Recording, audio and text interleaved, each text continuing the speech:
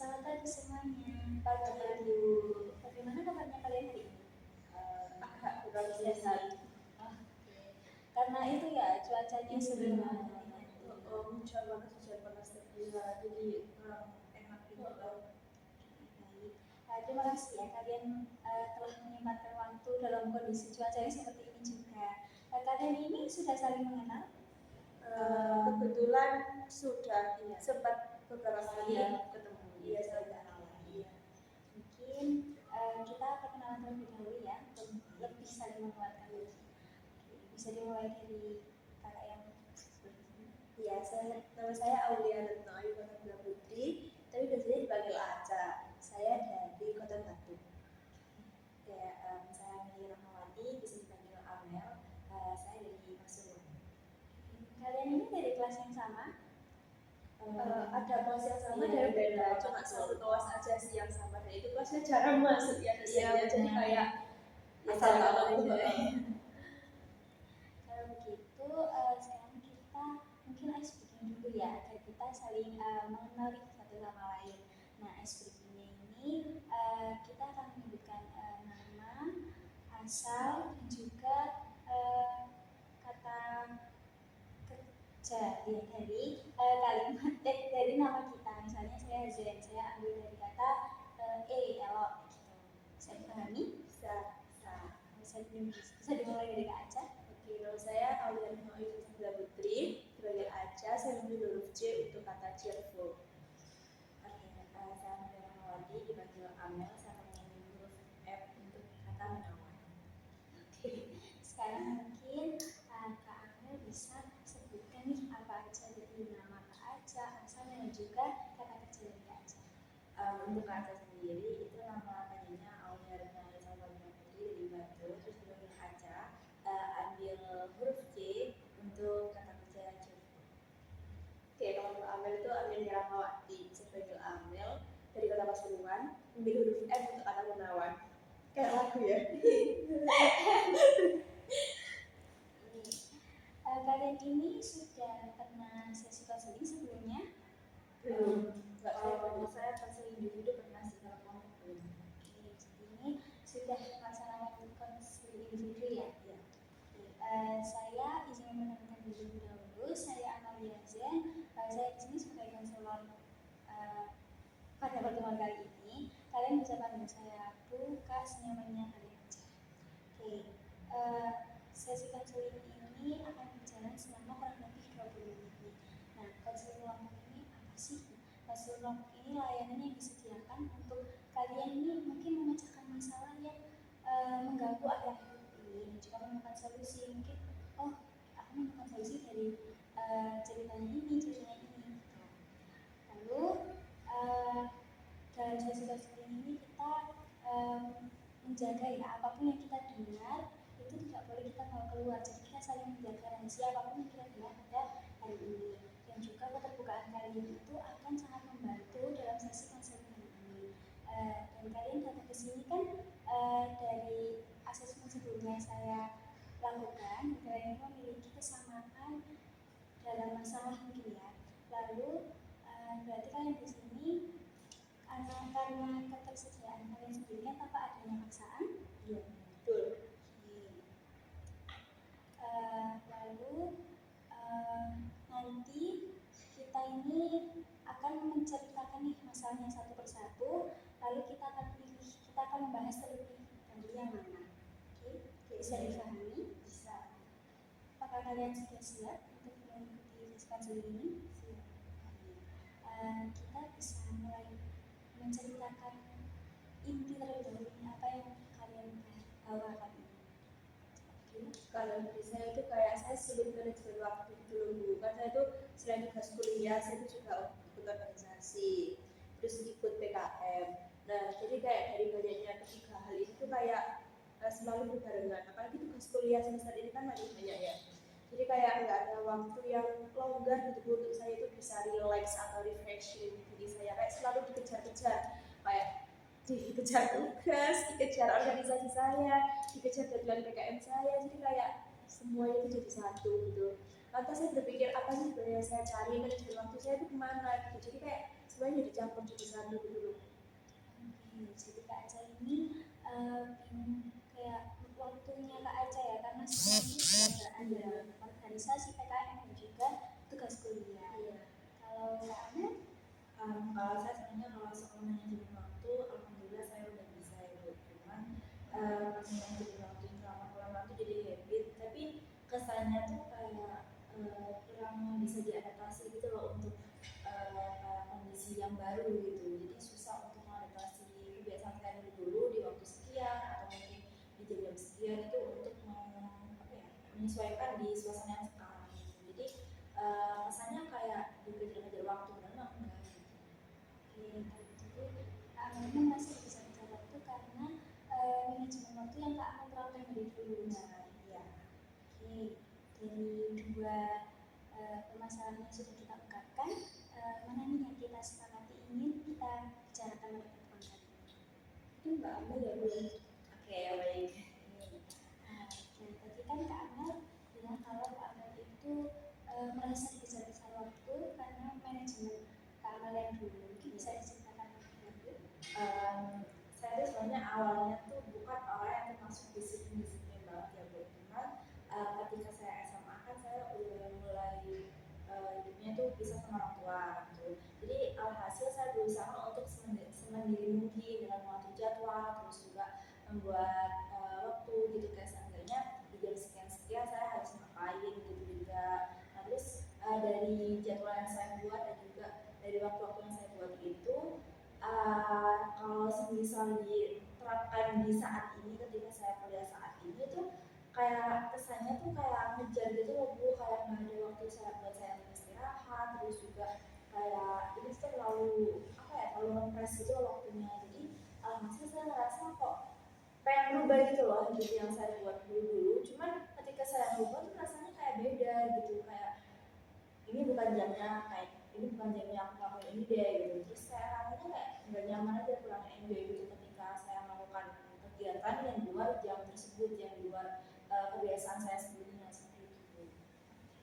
Jadi Kak Amel ini karena manajemen waktu yang sebelumnya, lalu Kak Amel merasa kayak dikejar-kejar nih kalau dipakai waktu kuliah ini ya. Benar. Lalu Kak Amel ini merasa ingin merubah, namun ketika dicoba terasa aneh ya ketika adaptasi. Dari cerita Kak Amel nih, Kak Aca sendiri mendengarnya karena Kak Aca tadi juga manajemen waktunya sangat bingung ya. Nah, mungkin respon Kak Aca dari permasalahan Kak Amel bagaimana? Sebenarnya kalau saya mendengar itu Mbak Amel tuh kayak ya sih, Bu, saya juga sempat mengalami kayak Mbak Amel itu. Tapi bedanya kalau Mbak Amel kan kayak masih merasa dikejar-kejar waktu dan bingung gitu ya. Kalau saya tuh kayak iya kadang sometimes merasa kayak gitu, tapi akhirnya kayak ya udahlah, fleksibel yang mana aja gitu. Yang penting semuanya selesai dalam waktu itu gitu. Jadi kayak tergantung yang mana dulu aja sih, nggak kayak yang harus saklek sampai ini harus ini, sampai ini harus ini. Jadi kayak kan waktu itu kayak bisa fleksibel ya, bukan dinamis. Jadi kalau saya itu kayak udah ya udah, kalau emang belum selesai ya diselesaikan, tapi kalau udah ada urusan lain yang perlu dan juga itu urgent ya udah diselesaikan dulu gitu. Itu sih kalau aku. Jadi Kak Aca ini bisa fleksibel. Iya. Lalu kalau Kak Amel tadi kan sudah mencoba merubah nih. Kak Amel ini sudah melakukan hal itu berapa lama sih? Kalau untuk merubah ini ya kayak sekitar beberapa bulan terakhir gitu, waktu semester ini juga. Kalau yang di awal-awal itu benar-benar kayak susah gitu loh buat berubah. Jadi ketika saya berusaha buat berubah nih pelan-pelan tuh rasanya kayak aneh gitu. Karena juga kayak ketika saya tuh udah ngelewatin di jamnya, terus ternyata misal tugas saya tuh belum selesai di jam itu, saya ngerasa ada utang gitu loh buat diri saya sendiri. Alhasil ketika di siang-siangnya kan biasanya di siang tuh waktu buat saya istirahat, atau enggak kalau memang ada lagi ada kelas udah buat kelas gitu kan. Cuma ketika saya siang tuh saya biasanya nyempet-nyempetin buat nyelesain tugas yang kemarin-kemarin. Soalnya kalau terlalu larut malam tuh saya bener nggak bisa gitu loh, kayak kurang efektif aja untuk mengerjakan tugas terlalu larut malam seperti itu. Jadi jam efektifnya Kak Amel ini malam ya untuk mengerjakan Iya, sekitar jam 6, mungkin jam 6 hingga jam 9 malam seperti itu. Kalau Kak Aca sendiri, Kak Aca juga menjadwal seperti Kak Amel? Iya, sebetulnya itu kayak jadwal. Misalkan hari-hari saya kan selalu saya habiskan di kampus, begitu hari libur kayak Sabtu Minggu. Jadi kalau hari itu kayak weekday Senin sampai Jumat itu saya kayak langsung merancang hari Senin itu jam segini sampai jam segini kelas, misalkan hari ini ya jam 9 sampai nanti jam 3 itu kelas. Terus dari jam 7 saya bangun jam 6 misal, kan udah sholat subuh, udah olahraga, udah segala macam, tinggal kayak siap-siap ke sekolah gitu ya, mau kuliah maksudnya. Jam 6 jam 9 itu aku harus ngapain gitu, jadi kayak udah ada jadwalnya sendiri-sendiri, misal bantuin mama masak, terus lipat baju, setrika apa-apa, kayak udah jadwalnya sendiri. Terus kalau di kampus kan kalau kelas ya saklek kan jamnya nggak bisa saya ubah, ya itu berarti kelas. Tapi kalau ada sela-sela waktu yang kayak free atau kosong itu saya buat untuk kerjain tugas, baik tugas PKM, tugas kuliah ataupun tugas organisasi. Jadi ya itu lebih fleksibel. Tapi nanti kalau udah jam 3 udah selesai kelas di hari Senin, terus jam 4-nya ada waktu untuk rapat, jadi jam 3 sampai jam 4 itu saya buat untuk istirahat, entah makan sama sholat. Nah jam 4 itu bisa kalau rapat itu HRD itu 2 jam Bu. Jadi jam 4 sampai jam 6 itu udah nggak bisa diganggu apa-apain lagi gitu, ya udah rapat ya rapat gitu. Akhirnya jam 6, misalkan jam 6 udah selesai rapat ya, jam 6 itu saya pulang ke rumah dengan estimasi waktu hampir 30 sampai 40 menit saya di jalan. Berarti kan ya saya fokus di jalan kan, nggak mungkin saya sampai apapun. Ya di rumah mungkin jam 7 kurang 20 lah, saya bersih-bersih dulu, mandi, makan, sholat. Nah itu baru dan langsung selesai tugas itu sampai tugasnya selesai. Jadi kalau saya tipenya mending nggak tidur daripada tugasnya nggak selesai gitu. Kayak semalam itu saya tidur jam 1 karena tugasnya nggak selesai gitu. Jadi di sini kita menemukan perbedaan ya kalau dalam mengatur jadwal. Jadi karena ini nggak bisa untuk dipaksa sampai malam, jadi kan karena nanti nyicilnya nanti ketika sidang di siang hari. Nah, kalau Kak Aca mending diselesaikan nanti, meskipun nggak itu nggak apa-apa tapi selesai dulu. Oke. Nah dari kebiasaan Kak Amal ini berarti sekarang masih melakukan jadwal yang baru atau kembali ke manajemen awal?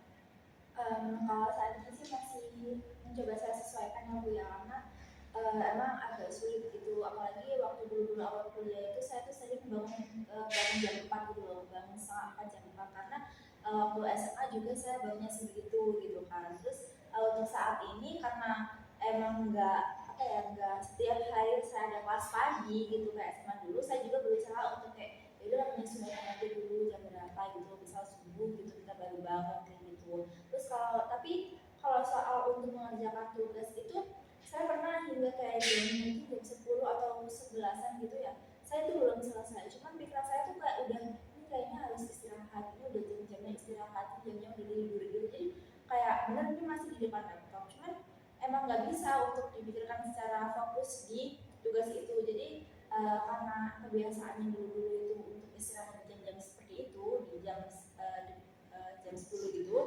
jadinya ketika saya mencoba untuk menggunakan jam itu untuk melakukan tugas itu kayak kurang efektif, jadi lebih kayak rasanya membuang-buang waktu gitu loh Bu. Jadi lebih mending milih ke siang harinya itu. Jadi alasan Kak Amal mending dan dikerjakan ketika sedang itu karena di jam-jam malam di atas jam 10 itu Kak Amal sudah tidak bisa konsentrasi ya. Iya, jadi Kak Amal ini dari dulu selalu teratur dari jam pola tidur dan juga bangun tidurnya. Mendengar dari manajemen Kak Amal tadi ini, Kak Aca ada yang ingin ditanyakan ataupun menanggapi cerita dari Kak Amal? Iya sih Bu, saya mengapresiasi kedisiplinan waktu yang dilakukan Mbak Amel. Saya rasa adalah hal yang bagus ya Bu ya, karena punya batasan, punya penggaris gitu loh Bu untuk dirinya sendiri. Kalau dirasa emang belum punya istirahat ya istirahat, kayak jangan maksain gitu loh, kan nanti juga kalau sampai juga nggak fokus kan juga percuma gitu. Tapi kalau saya tuh kenapa nggak bisa gitu loh Bu, kayak kalau udah ngerjain lama ya udah fokus sampai akhir gitu. Kalau saya jadi kayak sistemnya, kalau saya tuh di awal pemanasan kayak masih ngerjain ringan-ringan, terus sampai nanti kan kayak udah fokus. Nah itu kalau saya udah fokus tepat gitu, nanti dilanjutkan besok fokusnya akan beda gitu loh. Kayak saya itu kayak langsung kepotong gitu, jadi mending ya udah diselesaikan aja. Dan juga saya itu kayaknya beda dengan tipenya Mbak Mel ya. Kalau saya itu tipenya emang suka belajar malam hari Bu, jadi kayak lebih masuk gitu di otak saya itu. Soalnya kalau belajar sore, siang ataupun malam yang masih jam 8 jam 9, karena di rumah saya itu dekat jalan raya ya Bu ya, jadi kayak banyak kendaraan yang lalu lalang gitu, kayak yang klakson, ambulan, jadi kayak bikin tambah pusing gitu loh Bu, kayak aduh gitu. Akhirnya ya udah waktu tenang untuk belajar itu malam gitu. Dari sini kita menemukan ya perbedaan dari kemas masing-masing kita. Nah, kalau Kak Amel ini bisa belajarnya di fokus itu dari jam 6 sampai hampir jam 10. Kalau Kak Aca ini justru malam hari karena tidak ada gangguan dari manapun. Oke, nah dari sini Kak Amel sendiri mendengar respon-respon dari Kak Aca, apakah Kak Amel ada kayak pikiran atau mungkin solusi kayak nemu gitu? Dari penjelasannya Kak Aca sendiri ya, Kak Aca tuh saya ya itu fleksibel gitu, maksudnya saya pengen fleksibel kayak gitu. Cuma ketika saya mencoba itu jadi kayak pikiran saya tuh kabur gitu loh. Saya biasanya oke maksimal tuh habis jam 10 gitu lah, ini maksimal kayak gitu. Tapi karena saya emang udah tahu batasannya di jam sekian itu, karena juga nggak tahu kalau itu nggak bakal selesai tugasnya. Hasil saya tuh selalu ngerjain tugasnya di awal-awal, jadi saya dicicil dulu. Cuma ya itu minusnya tuh kayak kadang berantakan, mana yang dicicil yang ini, terus tugas yang lain juga masih dicicil gitu. Ketika saya mencoba mengerjakan itu pasti setengah-setengah gitu kan. Cuma ya karena saya tahu mana waktunya untuk belajar 6 sampai 9 gitu, jadi saya berusaha untuk dicicil biar nggak panik di jam tersebut gitu. Cuma dari penjelasannya Kak Aca, saya tuh jadi tahu kalau misal dia tuh nggak apa ya, nggak harus terpatok sama waktu gitu loh. Kita juga harus menyesuaikan gimana kondisi kita, terus juga suasananya kayak gimana gitu kan. Kalau kita masih saklek sama waktu kan kesannya kayak apa ya, kayak tubuh kita tuh kayak mesin gitu loh, kayak diinginnya alarmnya jam segini, alarmnya jam segitu. Jadi kesannya malah kayak memaksakan diri, bukan kayak sukarela untuk mengerjakan tugas dan juga belajar. Jadi kayak kurang apa, kurang ikhlas gitu. Kak Amel ini jadi mengetahui ya kalau mungkin tidak harus dipaksa kalau memang kondisinya Kak Amel belum stabil di saat itu. Jadi mungkin bisa fleksibel seperti itu. Kalau Kak Aca sendiri? Kalau saya mungkin masih mau yoga sesuka yang Mbak Amel, disiplin waktu. Soalnya saya juga menyadari kalau saya setiap harinya tidur larut malam jam 12 ke atas itu tentunya juga ngaruh ke kesehatan saya. Saya gampang sakit, terus kayak waktu tidurnya juga kurang, di bawah itu juga ngantuk gitu. Jadi kayak ya akhirnya pagi-paginya kayak kurang fokus gitu. Tapi karena saya coba ya, saya tuh kayak merasa bersalah gitu. Kenapa sih aku kemarin tidur jam 9, kenapa sih aku tidur jam 10 gitu. Jadi kayak tugasnya kan jadi nggak selesai gitu kan, tuh kayak rasa mengganjal. Saya akui anaknya tuh saya kayak perfeksionis gitu ya Bu ya. Jadi kayak kalau dikerjakan hari ini ya selesainya hari ini. Saya bukan tipe anak yang nyicil tugas seperti Pak Amel ya Bu ya, mohon maaf. Jadi kayak misalkan dikasih satu tugas nih, deadline-nya cuma kayak deadline-nya mepet gitu lah, mepet lah kayak panjang, dia panjang. Dan itu disusul sama tugas-tugas lain. Tapi saya tetap ujung-ujungnya ngerjain itu, kalau nggak mepet ya saya kerjakan dalam satu hari yang sama. Soalnya kalau dikerjain nyicil-nyicil, itu tadi fokusnya akan beda. Jadi kayak lupa. Sebenarnya aku mau nulis apa sih di sini? Jadi kayak jawabannya akan makin bingung gitu. Kalau saya. Dari sini kita bisa melihat kalau kita memiliki waktu emas yang berbeda-beda dan juga cara kita memanage waktu itu juga berbeda-beda ya. Dari Kak Amel yang membuat jadwal yang sangat teratur, Kak Aca yang fleksibel. Dari situ kita bisa mungkin ya dari Kak Aca tadi juga mengambil sisi positif dari Kak Amel ingin mencoba jadwal. Kak Amel juga mengambil sisi positif dari Kak Aca kalau Kak Aca bisa fleksibel. Karena sudah sesi bangsa kali ini, apa nih yang kalian dapat dari solusi ataupun insight? Kalau untuk saya sendiri ya, solusi yang mungkin bisa saya terapkan untuk kali ini ketika setelah mendengar ditanya Mbak Aca juga tadi, saya kayaknya bakal itu deh, ada beberapa jadwal saya mungkin kurang fleksibel, terus juga menyesuaikan lagi lah dengan kondisi yang sekarang, yang mana tuh kan pasti sekarang tuh juga berubah-ubah dan juga kegiatannya. Jadi kasih afirmasi positif juga, terus ke positif diri saya sendiri, kalau misal keluar dari jadwal tuh nggak apa-apa, asal kamu tuh asal saya sendiri tuh udah mampu lah untuk mengerjakan tugasnya dan juga tanggung jawab soal tugasnya seperti itu. Kalau Kak Aca? Buat saya solusinya mungkin kalau untuk mencoba memanfaatkan waktu, sepertinya selama saya masih ada HMD itu nggak akan padat, nggak akan bisa dipadatkan lagi ya waktunya. Cuma karena emang manajemen waktunya aja, pinter-pinternya saya kapan buat ngerjain tugas, kapan buat istirahat, itu aja sih kayaknya.